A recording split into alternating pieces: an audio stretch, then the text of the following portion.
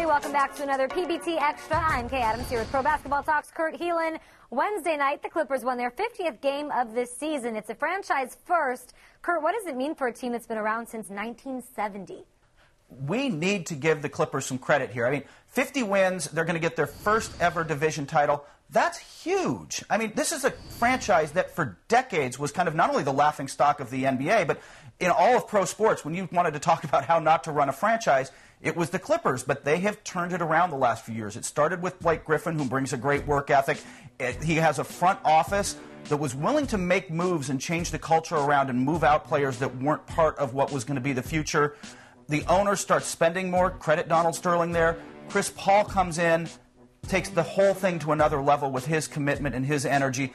You've got to give them credit. We'll see what happens with them in the playoffs. They've struggled of lately. You know, their defense isn't where it needs to be. But either way, the steps they've taken to get where they are, we've got to acknowledge that. Let's talk some Knicks. New York's won 10 straight. Carmelo Anthony on a hot streak. Former Knicks legend Walt Frazier said that this team reminds him of the '73 champion Knicks. So if New York doesn't make the conference finals, Kurt, is this season a failure? Yeah, it is. I mean, only because that's where they've set the bar. This is the oldest team in NBA history on average. They're as win now as it gets. Carmelo Anthony is in his prime. So, yeah, they have to get to the conference finals, I think, for this season to really be successful for them. Anything else is short of that is a failure. And then they've got to start looking at what it's going to take to get to that next level. If they want to be another championship Knicks team, what are they going to have to do to get by not only the Heat, who are not going anywhere, but teams like the Pacers that are improving and some of the other teams out east that will be better next year. The NBA owners' sale and relocation committees met on Wednesday to discuss the Kings' possible move to Seattle. Commissioner David Stern says that decision could take longer than expected. So, Kurt, as of right now, where do you think the Kings will be playing next season?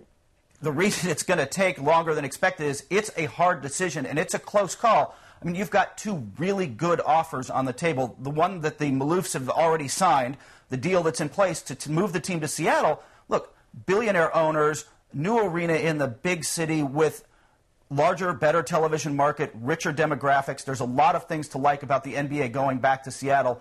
But if you ask me, I think Sacramento's going to keep this team. First off, they only need 8 owners to block the sale. Mayor Kevin Johnson in Sacramento has led the charge. He's got a new arena deal put in place.